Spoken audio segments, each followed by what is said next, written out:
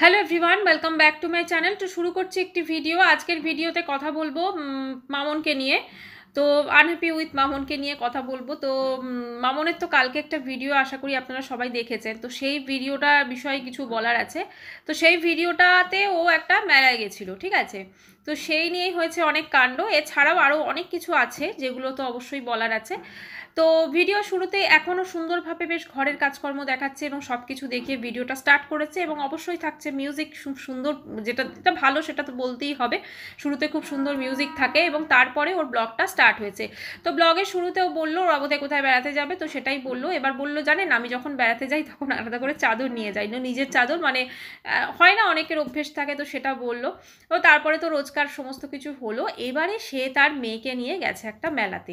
তো সমস্যাটা ঠিক সেখানেই হয়েছে, যখন সে তার মেয়েকে নিয়ে একটা মেলাতে গেছে। তো সেখানে অনেকে ওর কমেন্টস বক্সটা আমি একটু আপনাদের পড়ে শোনাচ্ছি, সেই কমেন্টস বক্সে ও কী। এবং এখন যখন যদি দেখেন যে ও কিন্তু মেলাতে যাক বা অন্য যে কোনো জায়গায় যাক, ওর কিন্তু একটা ব্যাপার হয়েছে, ওর যারা সাবস্ক্রিপশন থাকে, মানে সাবস্ক্রাইবার থাকে, তারা কিন্তু ওর সঙ্গে যখন কথা বলে তখন ভীষণ ভালোভাবে কথা বলে, এবং যারা ভিউয়ার্স আছেন বা আমরা অডিয়েন্স আছি আমাদের কিন্তু অবশ্য করে দেখায়।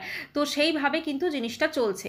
এবারে কথা হচ্ছে যে কালকের কমেন্টস বক্সটা একটু দেখি, পড়ি আমি, তাহলে আপনারা বুঝতে পারবেন। কাল যাদের সঙ্গে আজকে মেলাতে দেখা হয়েছে তারা কি মানুষ না ছিল, নাকি মানুষ রূপে দানব ছিল। বলে না, কথা একবার বলে দেওয়া হয় কিন্তু সেই কথাটা মানুষজন কিন্তু শোনায় বিভিন্ন টাইমে, ঠিক আছে। তো সেইটাই একটা শুনিয়েছে, এবং সেখানে কিন্তু অনেকটা 14টা মতো রিপ্লাই এসছে এবং লাইক এসছে 142। তো যেহেতু রাস্তায় দাঁড়িয়ে হ্যালো, তাই ওরা মানুষ ছিল।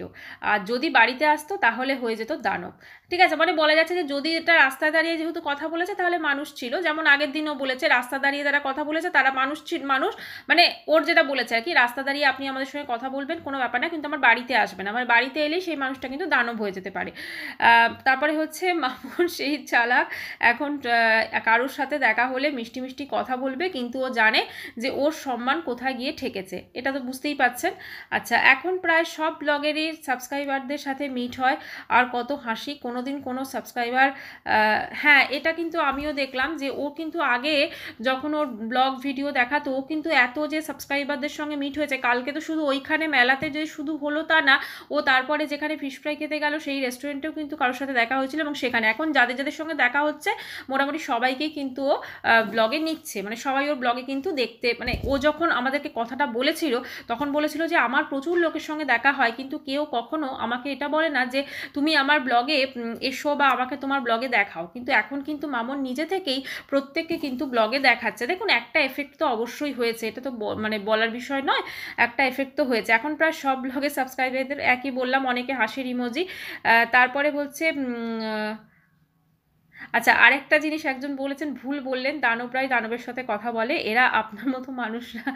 আচ্ছা, দানবরাই দানবের সাথে কথা বলে। আরেকজন লিখেছে যে মামন তো এত সবাইকে অপমান করলো, কিন্তু তারপরও সাবস্ক্রাইবাররা কেন ওর সাথে কথা বলছে। দেখুন এটা অ্যাকচুয়ালি কি বলুন তো, বড় বড় ব্লগাররা যতই খারাপ করুক, যখন তারা সামনাসামনি দেখা হবে তাদের সাথে, তখন কিন্তু সবাই কিন্তু কথা বলবে, এটাই হচ্ছে নিয়ম।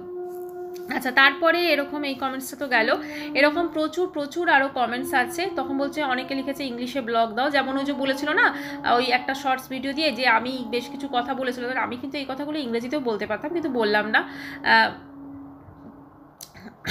আচ্ছা, এরকম প্রচুর প্রচুর ব্লগ দিয়েছে। আচ্ছা, কমেন্টস নাকি ডিলিট হচ্ছে, কমেন্টস নাকি ও ডিলিট করছে। ম্যাক্সিমাম যে কমেন্টসগুলো এসেছে না, সেগুলো এটাই এসেছে যে অনেকে লিখছে যে এত অপমান করার পরও ভিউয়ার্সরা কী করে ওর সাথে কথা বলছে।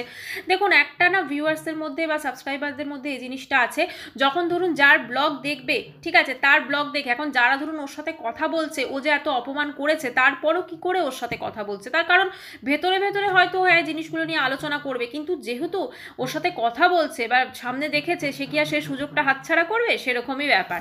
তো এরকমই প্রচুর প্রচুর কমেন্ট কমেন্টস এসছে এবং অনেকে ভালো কমেন্টসও এখন করছেন। এখন যে সমস্ত নেগেটিভ কমেন্টস আসছে তা কিন্তু না, পজিটিভ কমেন্টসও আসছে।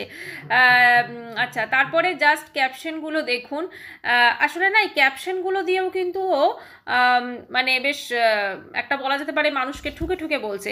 ওই যে আমার এত বড় ক্ষতির জবাব কে দেবে, এটা আগের দিনের ক্যাপশন ছিল। এরকম প্রচুর প্রচুর ক্যাপশন থাকছে। এই যে ক্ষতিটা ও এই কেন লিখেছে না, যখন ও ছাদে জামা কাপড় মিলতে গেছে, সেই জামা কাপড়টা যখন ওইটা বিছানার চাদর মিলছিল, তো সেই চাদরটা মিলতে মিলতে দড়িটা ছিঁড়ে পড়ে গেছে। তো তারপরে হঠাৎ করে দাঁড়িয়ে বলছে বলুন আমার এত বড় ক্ষতির জবাবটা কে দেবে।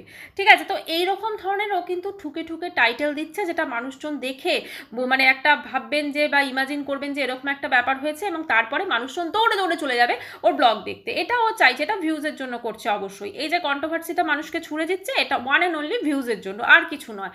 আর মানুষকে অপমান করা এদের কাছে মানে কি বলবো, কোনো ব্যাপারই না। কারণ এরা জানে এদের মধ্যে একটা কিন্তু নেগেটিভ পাবলিসিটি হয়। শুধু যে পজিটিভ পাবলিসিটি হয় সেটা না, নেগেটিভ পাবলিসিটিও কিন্তু হয়।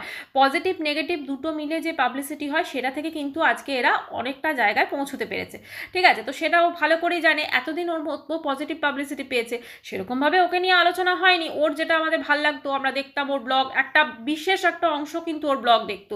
কিন্তু এখন কি হয়েছে, ওর কিন্তু বিশেষ একটা অংশ ওর ব্লগ দেখছে না, এবং সেখানে কিন্তু ও প্রচুর বলা যেতে পারে একটা মানে নেগেটিভিটির শিকার হচ্ছে, এবং সেই নেগেটিভিটিটা ঢাকার জন্য ও দেখছে বা নেগেটিভিটি একটা হচ্ছে এবং নেগেটিভ পাবলিসিটিও তো হচ্ছে তার সাথে সাথে।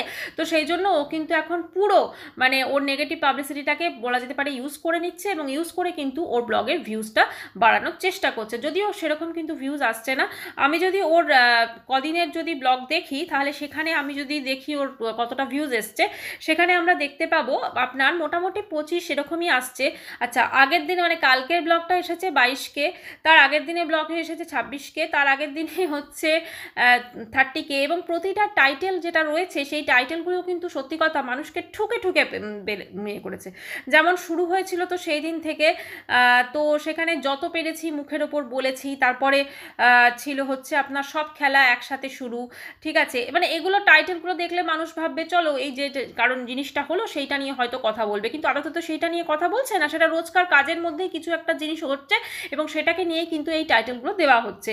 তারপর নাম ঠিকানা সব এই ডায়েরিতে লিখে দিয়েছি, আমার এত বড় ক্ষতির জবাব কে দেবে, কালকে যেটা ছিল এরকম হয়তো আজকেও আসবে বেশ কিছু মানে কমেন্টস বা বেশ কিছু টাইটেল এরকম থাম্বনেল থাকবে। তো সেইটা দিয়ে কিন্তু এখন ব্লগ করবে। তো মধ্য কথা হচ্ছে ওর যে একটা মানুষের চোখে যে ওর একটা প্রতিমূর্তি ছিল, ওকে যে এভাবে দেখা হতো, ঠিক আছে, সেইটা কিন্তু অনেকাংশে বিনাশ হয়েছে, এবং সেটা কিন্তু মানুষজন আর সেইভাবে ওকে দেখছে না, বা ওই হয়তো পজিটিভ ভাবে দেখছে না। এখন যদি আপনারা যেটা বলছেন যে ও রাস্তাতে যখন দেখা হচ্ছে সেই ভিউয়ার্সগুলো কেন কথা বলছে, দেখুন দেখা হচ্ছে সবাই হয়তো নয়, কিন্তু বেশিরভাগ ভিউয়ার্সে কিন্তু ধরুন পেছনে ওকে নিয়ে হয়তো নেগেটিভিটি কথা বলবে, কিন্তু সামনে এসে ওর সামনে পজিটিভই দেখাবে।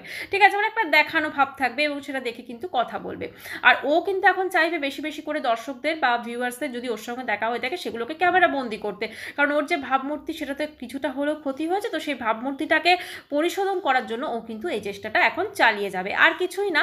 আর এই ধরনের যে জিনিসপত্র বা এই ধরনের যে ব্লগাররা করে থাকেন, এটা হচ্ছে একান্তই মানে এদের না, মানে যখন ধরুন সোশ্যাল মিডিয়াতে কেউ আসে, সত্যি কথা বলতে কি তাকে লাজ লজ্জা ঝেড়ে ফেলে দিতে হবে, এরকম একটা ব্যাপার আমরা দেখছি। আমরা ইদানিংকালে আমরা বহু জিনিস দেখতে পাচ্ছি, সেটা টিনা সন্দীপ হতে পারে, সেটা ম্যান্ডি হতে পারে, সেটা একে দেখলাম, আরও অনেকে আছেন যারা কিন্তু কেচ্ছা এনেছেন এবং সেগুলোকে নিয়ে, এবং এমন অনেক জিনিস তারা করে থাকেন যেগুলো তাদের দেখলে মনে হয় যে কোনো লাজ লজ্জা নেই, জাস্ট এগুলো নিয়ে মানে চলছে, এগুলো জাস্ট সাইডে রেখে এদের চলছে। কারণ এদের আপনারা যতই বেশি ইয়ে করুন কোনো এফেক্টই হবে না।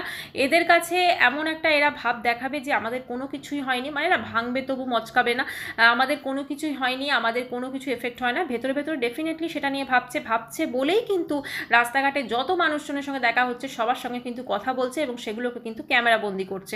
এর আগেও কি মানুষজনের সঙ্গে তো দেখা হতো না? ডেফিনেটলি হতো, কিন্তু সেগুলোকে কোনোদিন ক্যামেরা বন্দি করেনি বা করার প্রয়োজন বোধ করেনি, কারণ তখন কিন্তু এই টোটাল যে ঘটনাটা সেটা ঘটেনি, ও ভাবতেও পারেনি, ইনফ্যাক্ট ও সত্যি কথা নিজেও ভাবতে পারেনি যে এরকম একটা কথার জন্য ওকে এতটা ওকে নিয়ে সমালোচনা হবে এবং এতটা ওয়াইটিতে ঝড় বয়ে যাবে সেটাও বুঝতে পারেনি।